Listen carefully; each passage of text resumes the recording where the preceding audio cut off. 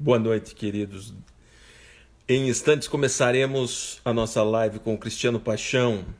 Boa noite, doutor Elevir, Andrius Gama, Amanda. Boa noite.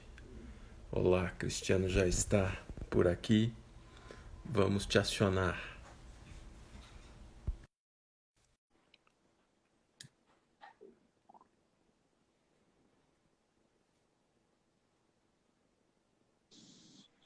Oi, Cristiano. Boa noite. Ei, Sandro, tudo bem? Me ouvindo bem? Ouvindo bem? Você me ouve bem? Muito bem. Tá, a transmissão está ótima. Quero só que você me diga como é que está esse áudio. Tá ótimo. Tá bem posicionado. A iluminação tá ótima. Todos te veem bem. Sim, A sim, no... preparei quase um estúdio aqui. É o novo normal, né? Agora é o Não, nosso não, novo normal. não é para tanto assim. Mas o nosso maior desafio é a tecnologia, né? Por conta do horário das lives mundo inteiro. Eu estava dando Sim. uma zapeada. Nós estamos disputando com a ministra Damares, né, uma concorrente forte, né? Com o Fábio Porchat, com o Cortella, com a Ah, Bruna Marquezine. Essa é uma conconcorrência desleal, viu? realmente, né? É um pouco forte. Uma concorrência Mas é, fortíssima. é, Dentre outros não tão conhecidos, né? né? Mas Para ver até o pessoal. Mas é uma coisa interessante essa explosão de lives, né? Isso, mas é uma forma de reinvenção um pouco da esfera pública, né? Isso eu acho interessante, essa reinvenção. É uma maneira de você não se conformar com o isolamento, né? Nada substitui, a gente sabe, o contato, você é professor, eu sou professor, a gente sente muita falta do contato de sala de aula, é, mas assim, mesmo não tendo essa substituição, isso é uma forma, né, que nós temos de interagir, né? é, Imagine, né, acho que isso temos que usar isso, né? Temos que é, usar isso como aliados aí da sim. nossa pesquisa, da nossa docência, acho importante. É, se não podemos nos encontrar na mesa de bar, na sala de aula ou na casa de um amigo, vamos nos encontrando por aqui enquanto isso, né? É a forma que temos. Estou vendo o nosso amigo Alberto Emiliano, grande colega, defendeu a tese dele recentemente, né? Você lá para a banca, não estava? Tava na banca, tava um belíssimo Ah, eu vi. trabalho. Não, ele é um colega excelente, é um dos nossos expoentes aí. Está aí nos Ex- prestigiando, já exa- marcou presença aí. Exato, olha aí. Silvio, Silvio, outro grande colega, um amigo também, como o Alberto, é dedicadíssimo também, tem carreira docente, coordena uma bela revista lá no PRT da 15ª Região, na PRT da 15ª Região. São esses expoentes aí do Ministério Público, como também na magistratura, como é, também na advocacia, que conseguem fazer um pouco essa vida dupla, né, que nos exige pois tanto, né? é, pois é, pois é. Então, o Valdir Mestriner é dirigente sindical, Cristiano, do Sindicato dos Perfeito. Trabalhadores de Urbanização. Excelente. A Adri, que é a Adriana Sena, que se eu não estou Sim, engano, claro. é uma grande pesquisadora. O Sim, conhecida, claro. Tiago, a Helena Martins. Ó, a escola, eu estou A achando que é o nosso Helena Martins foi minha limite. aluna também, é uma entusiasta, orientando a professora Gabriela Delgado, que é uma grande amiga também. Olha aí, olha aí. Então, os ex-alunos são discípulos Aparecem, para sempre, desaparecem, Cristiano. é verdade. A Camila Caldas, também juíza do trabalho, ex-presidente da Matra, Perfeito. nona região. É, a Amanda, minha colega de escritório. O Eleviro, advogado trabalhista aqui em Curitiba. As pessoas vão entrando, olha aqui. E Isso, vai aumentando a responsabilidade. exato, exato, exato. Delton Cavalli, o Valdir, boa noite, Valdir. O pessoal vai ingressando na sala. Olha, já estamos Claro, aqui claro. com 8 horas e 2 minutos. Vamos dar mais um minutinho. Eu já pedi para Perfeito, avisar como lá o preferido. pessoal da técnica, da Hum. Bruna Marquezine, que nós vamos derrubar a live dela, tá, Cristiano? Ela que se prepare, né? Estamos chegando. Vamos lá. Cristiano, então acho que assim, tá ótimo, estamos ouvindo bem, estamos em boas condições para iniciar a nossa conversa. Então, começamos oficialmente a nossa live, que, como já te disse anteriormente, nós temos um limite de tempo e uma Claro. questão importante que pode derrubar a nossa live e a gente não pode perder a oportunidade de conversar contigo. Brasília está quente ou está fria, Perfeito. Cristiano? Oi, não te ouvi, Sandro, desculpe. Deu uma cortada. Brasília, do ponto de vista da temperatura ambiente, está quente ou Ah. está fria? Aqui em Brasília é aquele clima do Cerrado, né? Nunca é muito quente, nunca é muito frio. Maio são os dias mais bonitos de Brasília, porque nós temos um céu muito azul, tem aquele crepúsculo belíssimo e a chuva começa a se despedir. Então, um dia típico do Cerrado brasiliense. Sol, sem ser muito quente, e daqui de maio até julho, começa a fazer aquele clima do deserto, que é um pouco quente de dia e uma esfriadinha de noite. Nada parecido com os extremos de frio que vocês têm em Curitiba. Obviamente, Exato. é um outro padrão. Mas a temperatura cai um pouco e dá essa oscilação.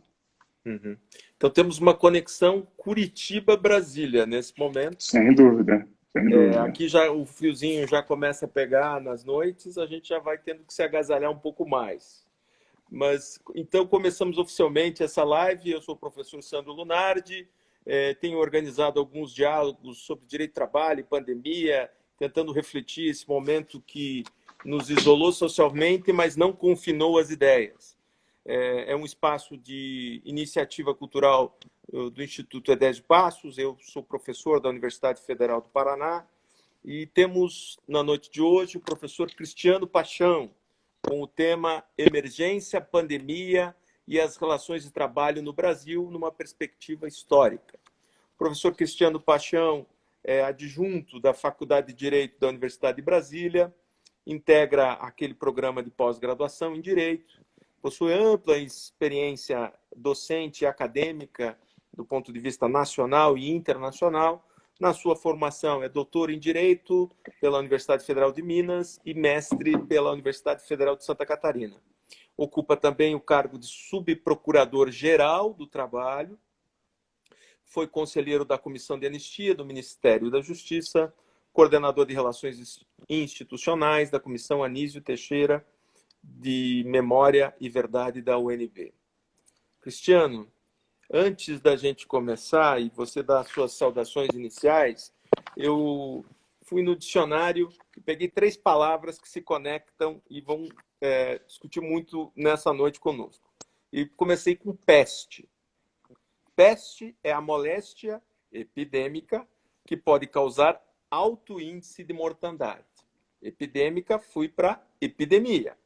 Epidemia, enfermidade temporária que ataca muitas pessoas ao mesmo tempo em certa localidade.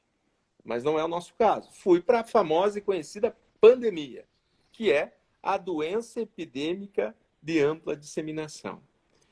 Certamente, Cristiano, as imagens do presente ecoam no passado. Covas, caixões, revolta contra o poder público, limitações aos direitos de ir e vir, conexões de ordem biológica, social, política e econômica.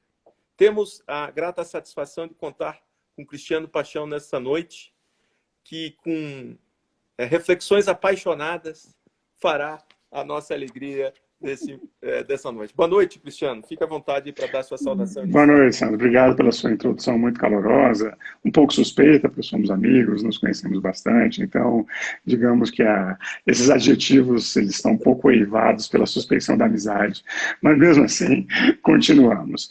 É interessante você ter utilizado essas 3 expressões aí, peste, pandemia, epidemia.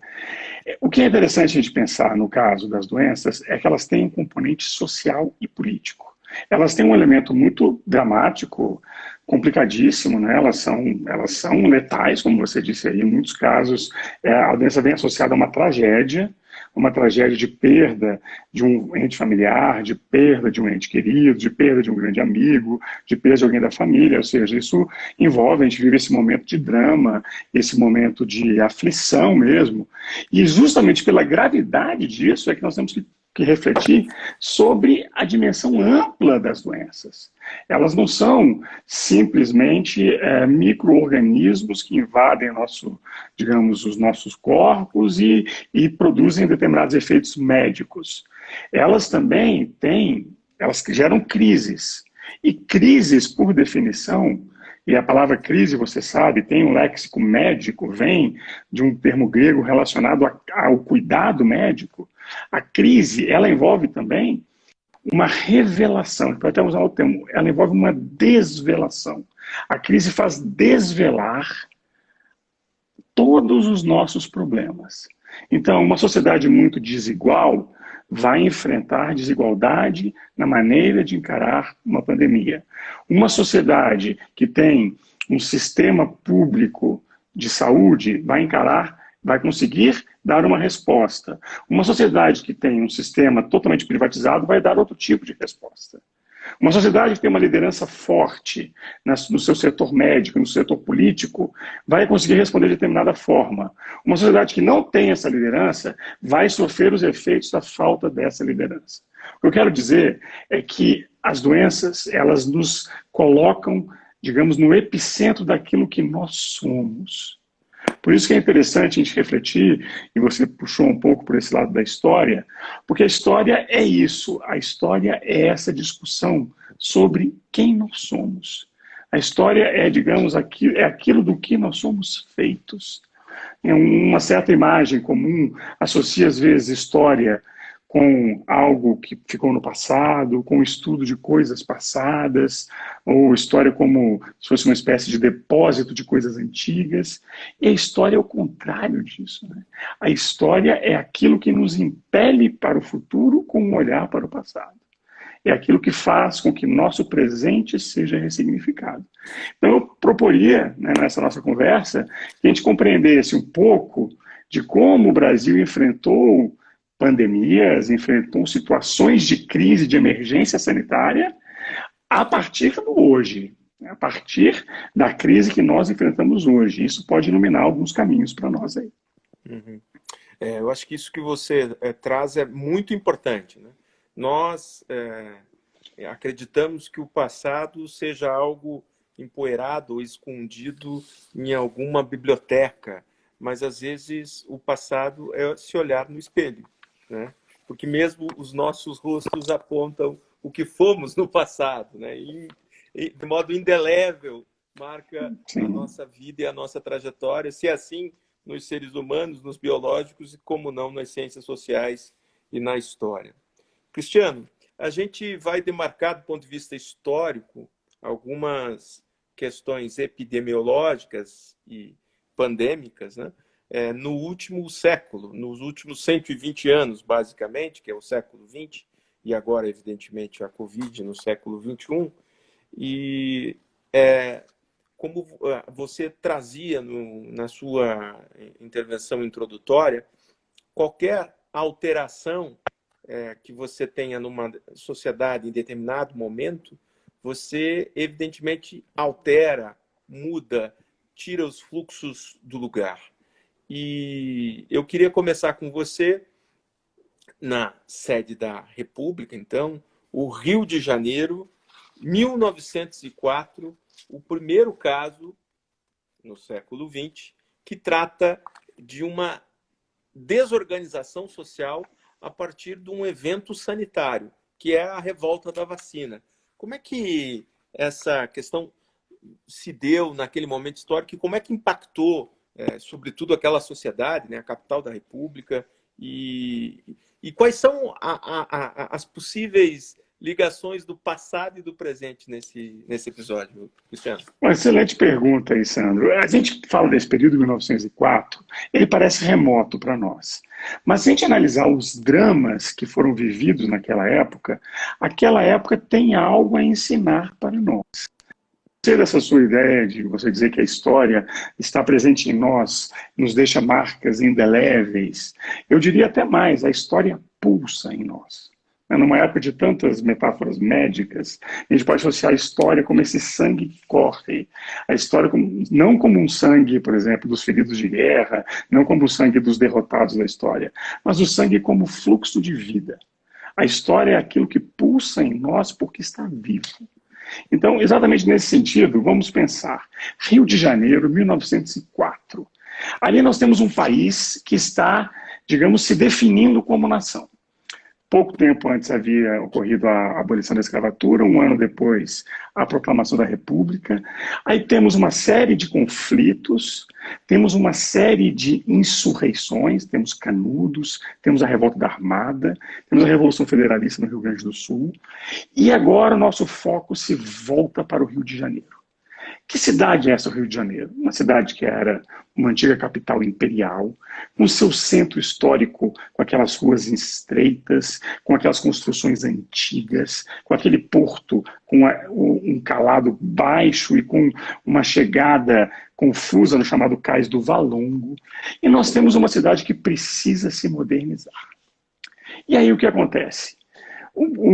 Então presidente da República, Rodrigues Alves, pensa assim: vamos utilizar o modelo parisiense. O modelo feito em Paris, no final, na segunda metade do século XIX, por Napoleão III, com Haussmann, que era o seu arquiteto, e que tem uma mentalidade que é a seguinte: evitar concentração popular. Paris tinha vivido a Revolução de 1848 com as barricadas, e os revolucionários se utilizavam da estrutura dessas ruas da Paris medieval para escapar das forças de repressão, para organizar sua resistência. Foi esse o sentido da abertura da Avenida Central, que hoje é a Avenida Rio Branco, é o sentido de fazer aqueles grandes boulevards, aquela digamos, expansão do espaço urbano, que também tem uma mentalidade de controle. E é uma época, e aí de novo, o que nós estamos associando? A história da cidade com a história do trabalho. É a época em que existem muitos cortiços no Rio de Janeiro. O que são os cortiços? São habitações populares, coletivas, feitas para a capital da República, que tem um problema de moradia, que tem um problema de habitação, e que se auto-organiza de uma forma a estabelecer várias e várias, digamos, instalações informais, os chamados cortiços, que começam a ter um sentido comunitário. E o presidente Rodrigues Alves e o prefeito Pereira Passos se voltam contra essa estrutura. Existia o famoso cortiço Cabeça de Porco, e que tinha exatamente uma imagem, uma cabeça de porco na sua entrada, que era um cortiço composto por milhares de pessoas. E esse cortiço foi destruído pela polícia de uma forma muito agressiva. Então a população da época, em 1904, já vivia uma opressão por estar sendo empurrada para as periferias. Já vivia uma ditadura sanitária, que era essa que dava plenos poderes ao Oswaldo Cruz para fazer o que quisesse no campo da saúde. Uma ditadura, digamos, urbana, com Pereira Passos, com plenos poderes para desapropriar e expulsar famílias inteiras de casas. Em agosto de 1904, já tem uma primeira greve geral no Rio de Janeiro, talvez a primeira greve geral do Brasil, com várias categorias a partir dos portuários, marítimos entrando em greve. E aí, quando vem em outubro a crise da vacina, vem uma pandemia de varíola, e essa pandemia de varíola exige uma ação de vacinação. Só que ela é feita de uma forma tão autoritária pelo governo, que é como se fosse um rastilho de pólvora que, desencadeado, conduz a uma explosão. Há uma série de conflitos urbanos que são violentos no Rio de Janeiro. A população resiste e se aproveita que havia muito material de demolição das reformas do prefeito Pereira Passos, e esse material de demolição, paus, pedras, restos de obra, são armas. E essas armas são usadas. Do outro lado, a polícia, a guarda municipal chega com cavalaria e sabre na mão. E começa a ter enfrentamento, começa a ter bombardeio, inclusive, de navios da Marinha ancorados no porto, começa a bombardear posições daqueles que resistem. E é um movimento espontâneo. Não dá para a gente entrar aqui em muitos detalhes, os detalhes são fascinantes, mas o que interessa para nós mostrar é o seguinte: não era, ao contrário do que muita gente imagina, uma reação à vacina, como se fosse uma população pouco civilizada que não quisesse se expor à ciência. Não é nada disso. Inclusive, as pesquisas mostram hoje que a população não rejeitava a vacina. A população rejeitava a maneira pela qual se adotava a política pública de vacinação, que era uma política agressiva, de ingresso na casa a qualquer momento, das autoridades terem plenos poderes sobre todas as famílias, sobre a forma, sobre como e sobre quando aplicar uma vacina. E aquilo, no fim, você tem é uma espécie de panela de pressão. Aquela panela vai enchendo com, digamos, opressão urbana, opressão na habitação, opressão nas condições de trabalho. O Brasil vivia uma recessão muito grande pela política econômica do presidente da República. Quando você entra com essa situação, você faz explodir essa panela de pressão. E nós temos conflitos abertos na cidade, violentos. Nós não sabemos a quantidade de mortos dos dois lados, porque nós não temos ainda alguém que centralize esses dados. Mas nós tivemos punições severas, como mandar vários dos envolvidos no conflito para a Ilha das Cobras e depois mandarem para o Acre. Imagine o Acre no século XX. Mais de 60% morriam de malária. Então era quase uma pena de morte. E nós não temos sequer os nomes dessas pessoas. Nós não temos um registro civil confiável. Os historiadores não têm, digamos, um número, não têm um número confiável. O que se sabe pelas descrições da imprensa, o que se sabe é que foram conflitos violentos. Ou seja, deixaram muitas vítimas. Agora a pergunta que se faz, o que isso ensina para nós hoje? Ora, ensina muito. O que o caso da revolta da vacina mostrou, tanto pela sua implementação quanto pela sua repressão? Que existem cidadãos de várias classes. Eu tenho cidadãos que têm acesso a serviços, digamos, da melhor sociedade, poucos cidadãos, e tenho vários cidadãos que são ou aqueles da classe operária, ou de trabalhadores informais, entregadores, pequenos artesãos, que têm acesso a quase nenhuma política pública, a não ser a repressão. De certo modo, é o que nós estamos vendo hoje, Sandro. Quando vemos quem tem direito ao auxílio do governo, quem tem direito ao auxílio dos R$600, quem consegue ter acesso a esse auxílio, quem são as populações mais prejudicadas pela falta de serviço de saúde pública?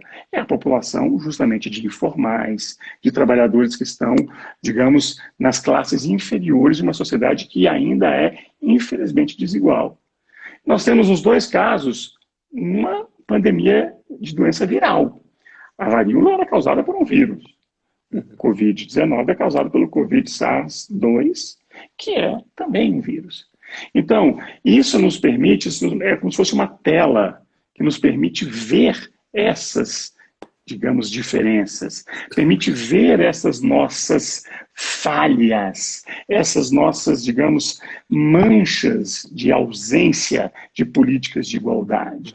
Então, claro, o mundo de 1904 era um, o mundo de 2020 é outro, mas algumas estruturas persistem, algumas estruturas de desigualdade estão aí. E é interessante notar, saber se consegue, qual é. Eu sempre acho que a história pode ter um sentido. Então, toda essa revolta não foi uma revolta à toa. A classe trabalhadora se uniu muito após essa revolta. Justamente quando os primeiros sindicatos estão se formando, quando as primeiras associações profissionais estão se formando, os primeiros partidos operários. Nós vamos ver que depois, em 1917, por exemplo, em 1919, nós temos greves gerais de amplas proporções, de uma classe trabalhadora que se organizou. Portanto, aquilo não foi uma revolta vazia. Aquilo deixou vítimas, muitas pelo caminho, vítimas infelizmente anônimas, mas deixou também uma marca de resistência. Marca de resistência que foi sendo efetivamente renovada. Então, o que eu quero dizer com isso isso mostra que o direito e a Constituição têm um papel nisso.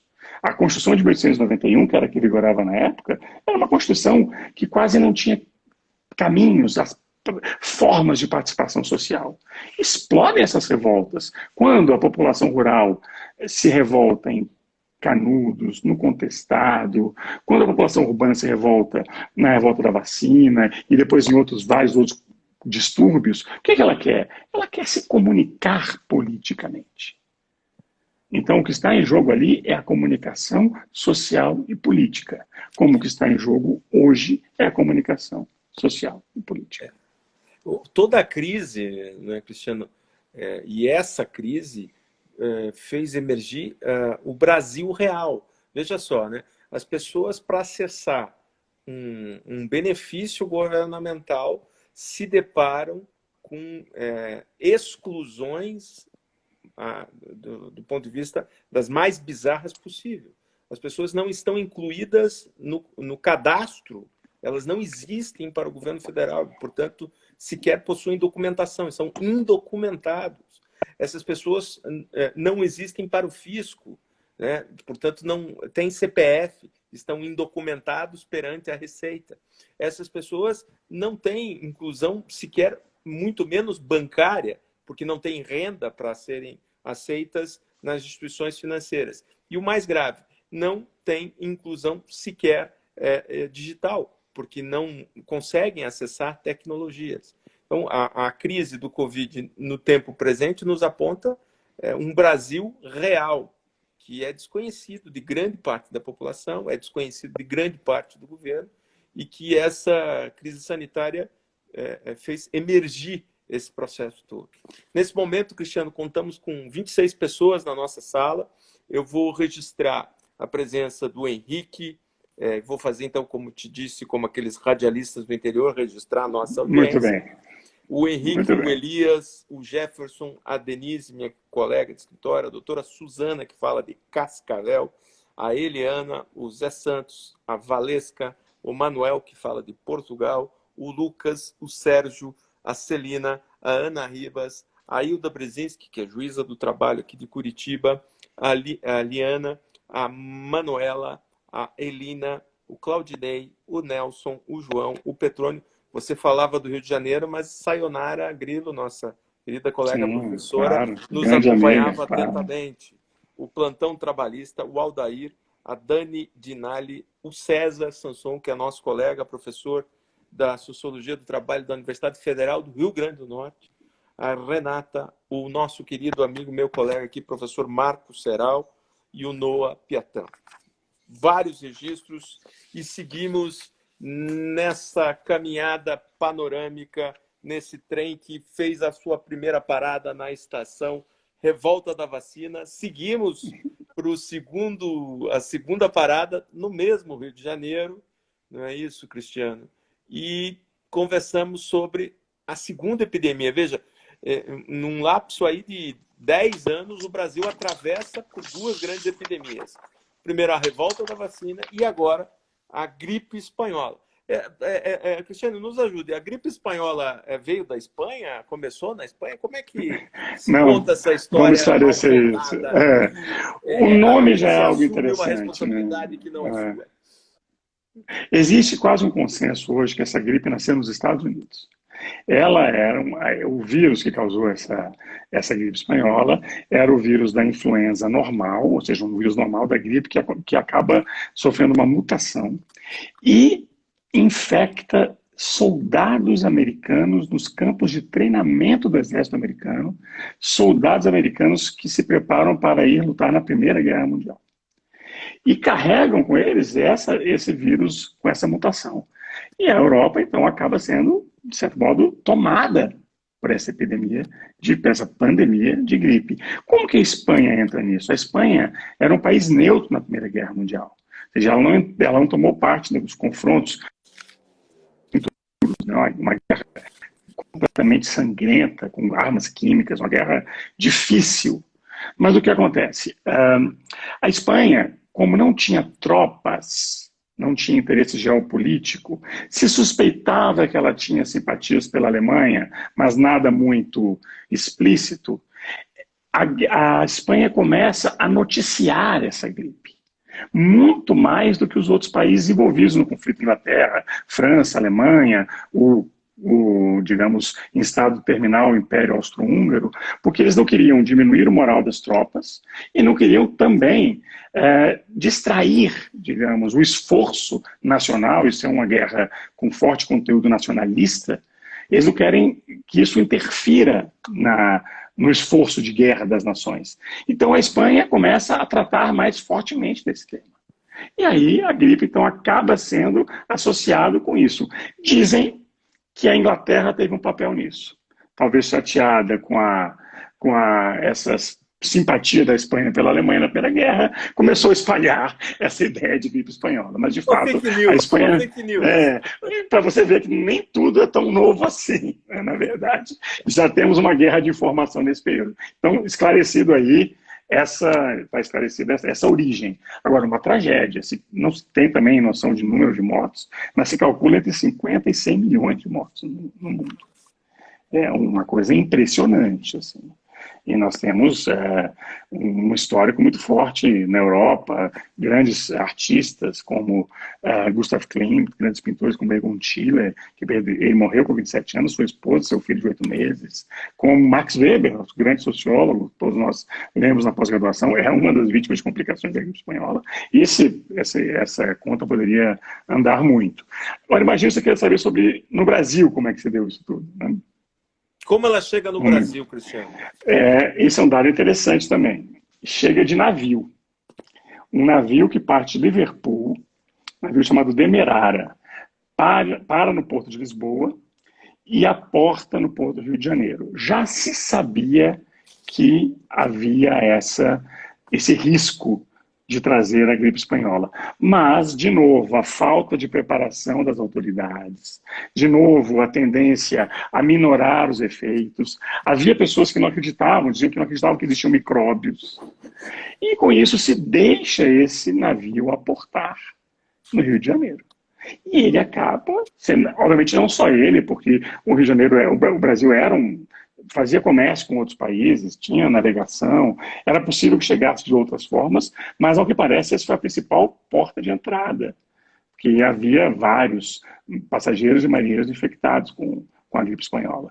E ela foi muito forte, tanto no Rio quanto em São Paulo. Mais no Rio, por ser a principal cidade, a mais populosa na época, mas ela foi muito afetada e ela também chegou em São Paulo. E é interessante notar que hoje nós temos muitos casos na maior cidade do Brasil hoje da Covid, que é em São Paulo. Ou seja, tem uma coisa dos centros urbanos, onde circula mais gente, onde há mais, digamos, entrelaçamento público. Se calcula, Sandro, que no Rio tenham morrido cerca de entre 13 e 15 mil pessoas de gripe espanhola.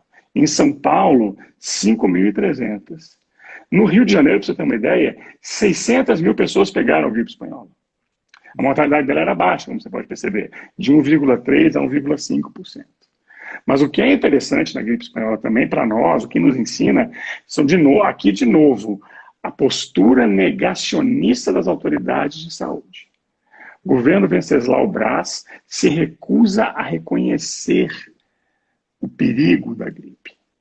E começa a dizer que se tratava, só faltou, olha, é muito interessante a minha sensação de procurar essas fontes e ver coisas tão similares, assim. Só faltou o presidente Venceslau Braz dizer que era uma gripezinha, porque o resto é muito parecido. Uma autoridade de saúde que é negacionista, um governo que fica, digamos, de certo modo, passando a responsabilidade para frente, uma imprensa mais corajosa, que aponta isso, mas ao mesmo tempo se sente reprimida e censurada, tanto por interesses empresariais quanto pelo próprio governo. Então nós temos, antes da guerra contra o vírus, que era o mais importante, que eles nem sabiam que era um vírus, você tem uma guerra de informação. Então, demora a ter medidas de combate efetivas à gripe, porque demora a ter essa consciência de que estávamos diante de uma pandemia. Isso com certeza aumentou o número de mortes. Tem, Cristiano. É uma coisa interessante. Não é impressionante, né? Não é impressionante? E nós estamos vendo, em alguns casos, eu vi recentemente no jornal uma senhora que ela era muito jovem, tem mais de 100 anos, e ela era muito jovem, ela sobreviveu à gripe espanhola e sobreviveu à Covid-19. É uma coisa interessante. Essa é uma sobrevivente.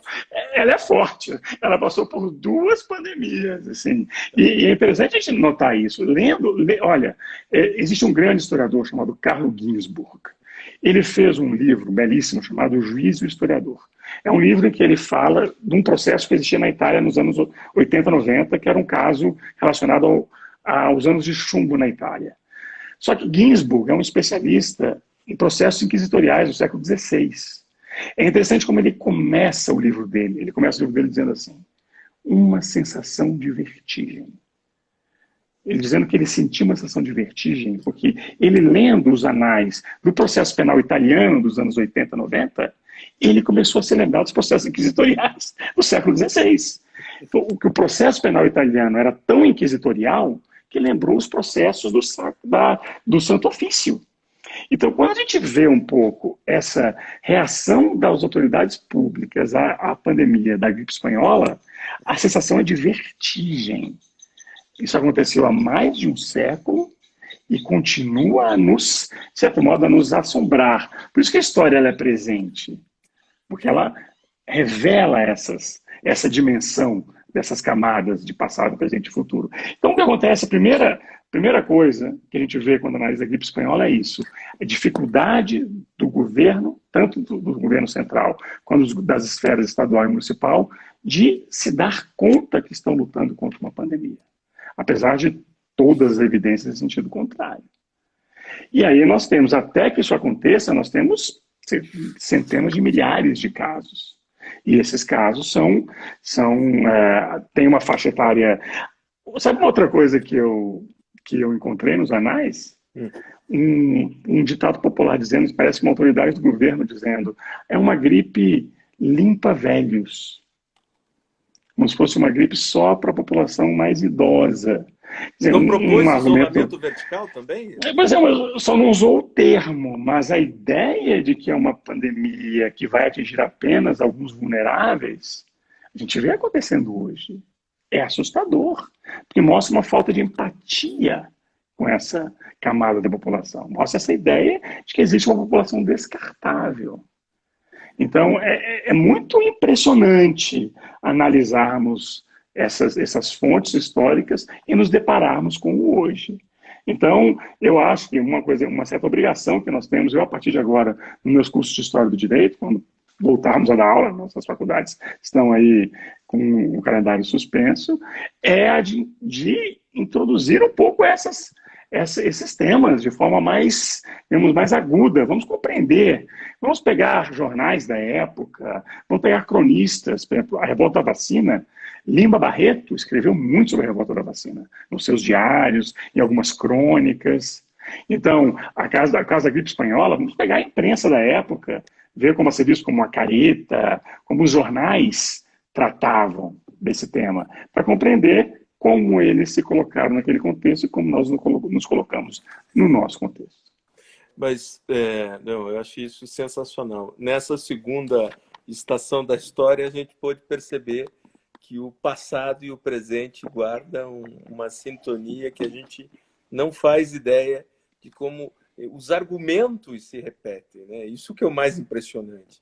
E nos causa, como você mesmo relatou, até uma vertigem, porque é impressionante.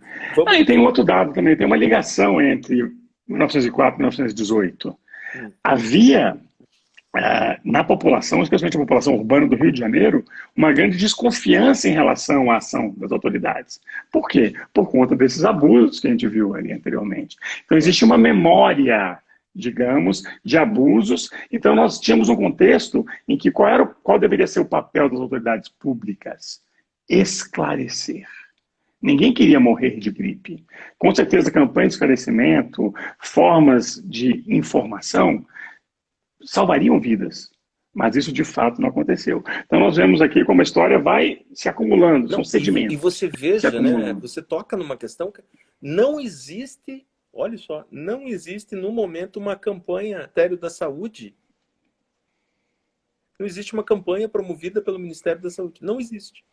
Nacionalmente unificado, orientando por medidas profiláticas, de evitar... Didáticas, programas de televisão, orientação à população. Isso não teve nem em 1904 com a varíola, nem em 1918 com a gripe espanhola. mostra que às vezes nós não aprendemos com a história. Por Nem isso que ela nem nos pressiona, né? Ela nos pressiona por causa disso. Vamos lá, vamos registrar as presenças aqui nessa noite que Por temos esse favor. bate-papo muito bacana com o querido professor Cristiano Paixão.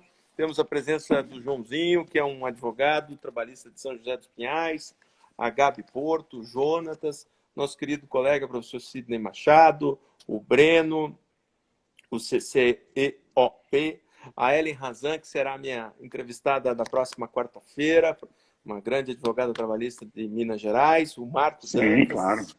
a Ana Alves, a Renata.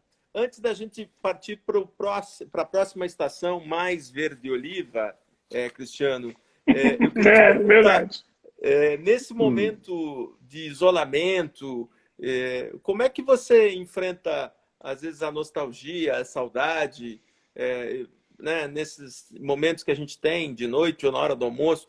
Você lê um livro, você escuta uma música, você assiste filme, está em dia com Netflix? Como é que está a tua vida nesses Não, eu momentos acho que assim, olha, é um momento, primeiro, de vida interior. Eu acho que assim, a gente se queixa muito, né, na nossa vida, a gente sempre vive premido pelo excesso de atribuições, de compromissos. Então a gente diz assim, eu não vou ler isso aqui que eu não tô sem tempo, eu tô sem tempo. Acabou essa desculpa, meu caro. Então eu estou aproveitando esse momento para ler mais. Mas não só ler que me dão prazer, ou livros mais técnicos. E isso tem sido para mim uma experiência de muita plenitude. Tenho ouvido muita música, essas saídas tenho visto filmes e séries. Então eu acho que isso eu procuro tentar tirar dessa experiência que é dolorosa. A gente sente saudade de familiares que não são do círculo doméstico, a gente sente saudade dos amigos, sente saudade dos colegas de trabalho, dos alunos. Mas o que a gente pode fazer nesse contexto? A gente pode, digamos, se alimentar com vida interior. E eu tenho na Universidade de Brasília, eu sou parte de um excelente e muito unido, coeso grupo de pesquisa de história constitucional, de direito e literatura, e nós fazemos reuniões periódicas. Isso ajuda um pouco, usamos esses aplicativos que permitem que a gente ative nossa câmera. Então a gente está procurando fazer isso de uma forma mais talvez até com um intervalo menor de tempo, podemos nos ver mais. Chegamos a fazer um sarau virtual. Nós fazemos nossos saraus, cada um leva uma poesia. Aí, como não temos como fazer um sarau agora presencial, nada que um sarau virtual não resolva. Foi um sarau muito bom. Cada um trouxe sua poesia, o seu trecho de literatura, cada um com sua taça de vinho, e cada um lendo. Demoraram algumas horas, e teve até um tema. O tema foi proximidade e distância. Um pouco óbvio, mas interessante. Trouxe bacana, muitos. bacana. Então é isso, para te respondendo, seria A gente basicamente vai assim. criando, né? Vai criando para contornar a solidão, a nostalgia e a saudade. Eu acho que é isso que é fundamental nesse momento. Mas, Cristiano, rumando para a nossa terceira estação, a estação que Vamos já lá. tem uma cor mais verde-oliva, com discursos mais pesados e até raivosos, nós damos um salto na história, saímos do início do século XX já para a parte final do século XX, na década de 70. E temos uma situação que aí sim, essa eu creio que está na memória de muitas pessoas, né? Que é a epidemia de meningite. Como Sim, é que a sim. ditadura tratou disso, né? Todos devem ter um caso próximo ou de família de crianças, e até a epidemia, que foi mais aguda na época, surtiu muitos efeitos nas décadas Sim. subsequentes, né? Como é que foi esse tratamento da epidemia de meningite pelo então Médici, né? A mão forte e dura da ditadura militar naquele momento histórico? Foi um caso, inclusive, deveria ser mais estudado. Eu tenho idade para me lembrar disso, né?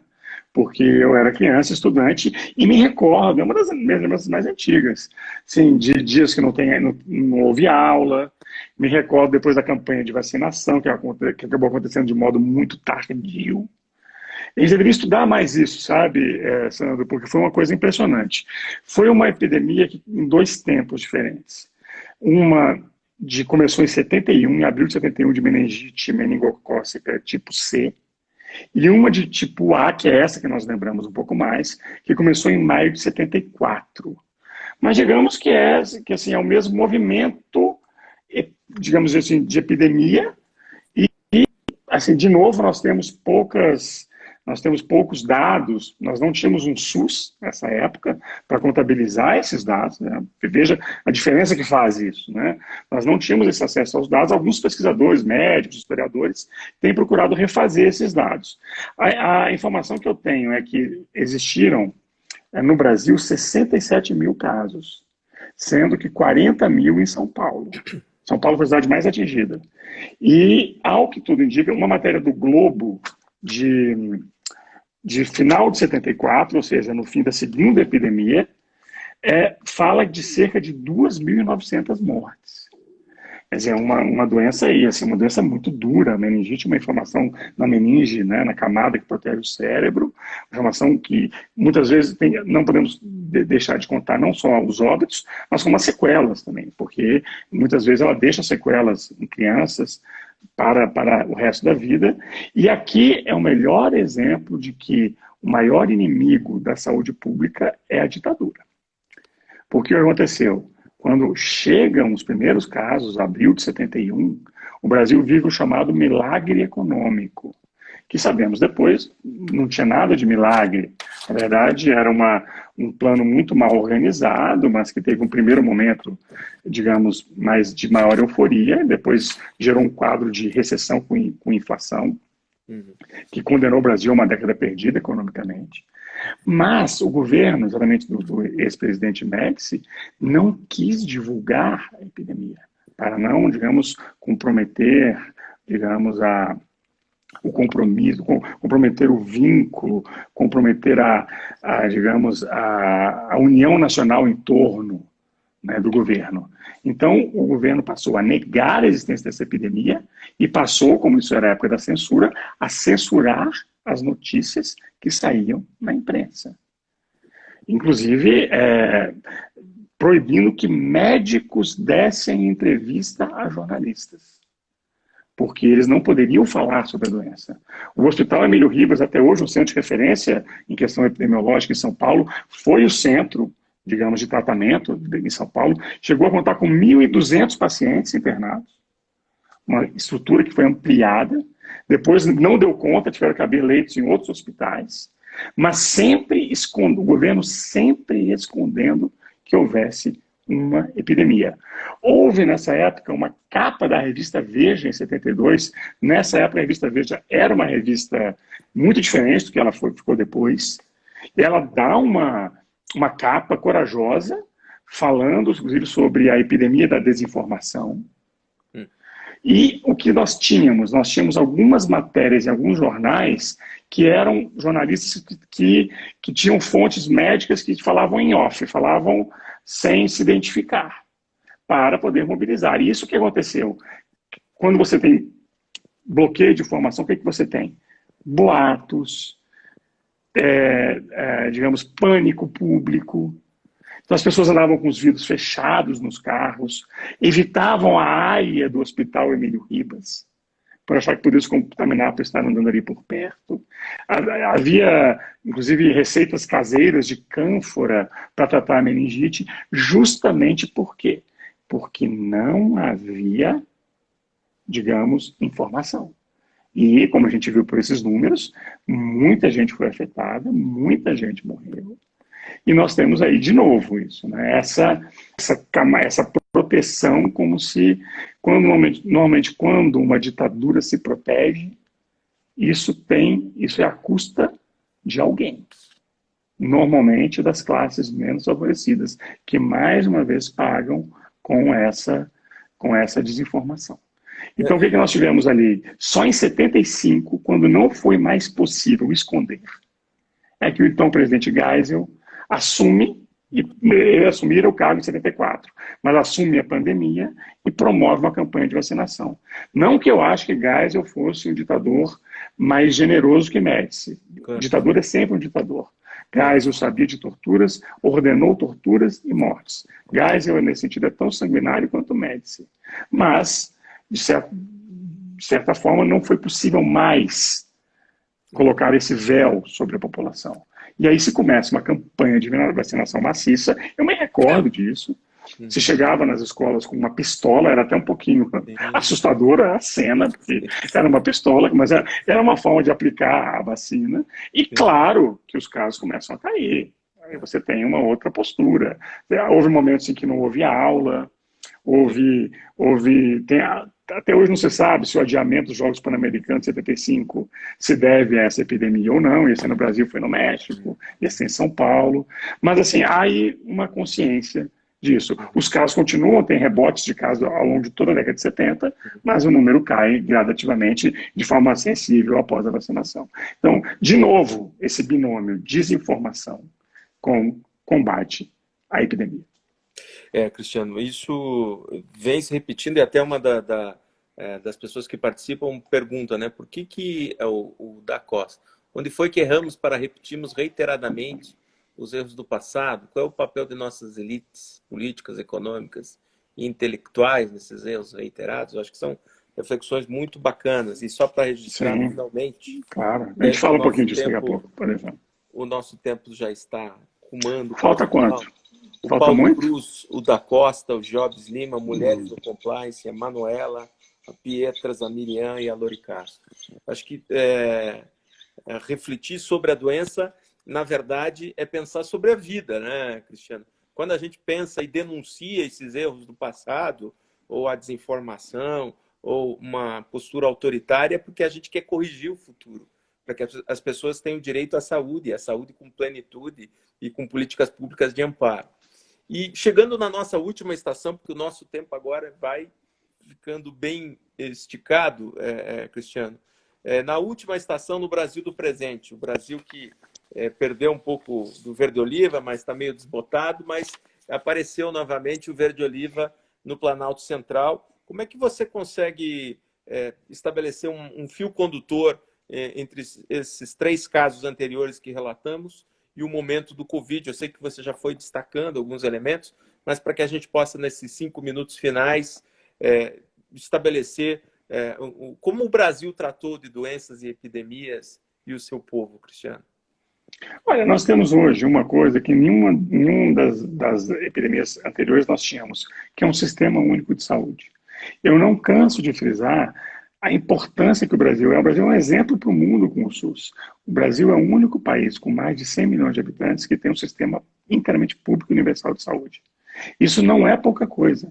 A gente vê o exemplo dos Estados Unidos, com a sua saúde privatizada e fragmentada, como não é possível fazer um esforço nacional. Pensem no caso brasileiro. O Congresso aprovou em fevereiro de 2020 uma lei bastante razoável de emergência sanitária. Uma lei proposta, e veja bem, por o então ministro da Saúde, Mandetta, nem um pouco suspeito de simpatias esquerdistas. Um homem de centro-direita, de um partido de centro-direita, mas que tinha uma formação médica e que, de algum modo, está inserido nesse contexto do SUS, ainda que sua trajetória não seja totalmente vinculada ao SUS, nesse momento ele parece ter percebido a dimensão do SUS. E aí para nós vale a pena ficar como resposta à nossa pergunta, o desperdício da experiência, para usar uma expressão do professor Boaventura de Souza Santos. Com o SUS, nós temos uma capacidade de capilarização que poucos países têm. Podemos estabelecer uma política de âmbito nacional, nós podemos compartilhar responsabilidades com estados e municípios. Podemos estabelecer um intercâmbio de leitos, de equipamentos, de informações, que é o mais importante, de dados. Por que isso foi possível? Porque nós tivemos uma sociedade civil que se mobilizou, uma série de conferências médicas, conferências brasileiras da saúde, que conduziram a formação do SUS. Isso é um episódio bonito da história constitucional brasileira. E agora, com todos os problemas, nós sabemos quantos pacientes, pelo menos, temos número de notificação, mas sabemos quantos temos condição de detectar, de tratar. É isso que precisaria ser mais incentivado. Mas o SUS não faz nada sozinho. Ele precisa de liderança, ele precisa de, digamos, esclarecimento, ele precisa de condução. Estamos vendo o contrário disso hoje no poder federal. Então, o que nós temos que fazer, a meu ver, é compreender o momento em que estamos e utilizar os instrumentos que a nossa Constituição nos oferece para enfrentar uma situação desse tipo. Cristiano, a história foi acumulando arquiteturas institucionais que nos socorrem nos dias atuais. Indiscutivelmente, a gente tem um sistema de saúde universal, né? Diga-se de passagem, gratuito e público. Não tem nenhum país do mundo que tenha algo Sim, na magnitude do Brasil e que tem exato. se revelado muito eficaz no enfrentamento da Sim, pandemia. É evidente que também não esconde todas as nossas mazelas, que não são culpa sim, do SUS, que é bem estruturado e organizado. Nada que o investimento de dinheiro, de orçamento público, não solucionasse esses problemas. Mas o que se revela para todos nós, né, é que os governantes sempre tentam escurecer um pouco a verdade sobre uma pandemia, sobre uma epidemia, e tentam contornar esses problemas por diversas razões, porque não acreditam, ou porque não têm estrutura suficiente, ou porque creem que não terá a gravidade ou as condições para que isso viesse a acontecer em determinado país, em determinado momento. Mas o que se revela muito interessante, e eu acho que do ponto de vista do povo brasileiro isso se repete, são as reações, os comportamentos frente a esse drama que é sim, temporal, mas que traz profundas, assim, cala profundamente na população, porque é o sim, seu com certeza. familiar, é o seu amigo, Sim, é o seu conhecido que foi perdido numa guerra que poderia ter sido disputada ou travada de maneira sim, mais de outra eficaz. forma. O que é importante? A gente falou no início da transmissão sobre essas novas formas de comunicação pelas redes sociais, os novos canais comunicativos. Eles precisam ser utilizados. Né? Nos anos 70, tínhamos uma imprensa corajosa que denunciou muito disso. Hoje sabemos, por causa deles, sabemos o que aconteceu. Hoje, temos que continuar de forma criativa, de forma, digamos, sensata, de forma articulada, fazer a informação circular e esclarecer a população. Cristiano, infelizmente, nosso tempo será ceifado pelo Instagram, que tem aquele limite Imagino. seríssimo que não perdoa e a gente acaba perdendo toda a conversa. Então, eu quero, de modo muito efusivo, agradecer para você essa oportunidade de ter cedido seu tempo para a gente refletir sobre esses momentos tão importantes na vida contemporânea brasileira, mas que marcam profundamente a nossa história, a nossa trajetória. Aquele exemplo daquela senhora, né, que teve no seu DNA a gripe espanhola e o Covid-19, né, para mostrar que o povo brasileiro é vencedor, é guerreiro, e certamente nós da academia também temos a missão de Sim. sistematizar, de relatar e de problematizar todos esses momentos da vida nacional. Por isso, eu quero te agradecer em nome da Universidade Federal, em nome do Instituto Edésio Passos, e dizer para você que foi um prazer muito grande ter conosco nesse momento, Cristiano. Foi um prazer todo meu, Sandro. A conversa é excelente. Espero que a gente possa continuar com essa interlocução no futuro. Certamente continuaremos com um mundo melhor, mais solidário e mais interdependente, não só economicamente, mas socialmente. O nosso tempo começou o cronômetro a rodar. Cristiano, muito Perfeito. obrigado, valeu, boa noite, Grande obrigado abraço. para todos que aqueles nos acompanharam. Tchau, tchau. Tchau.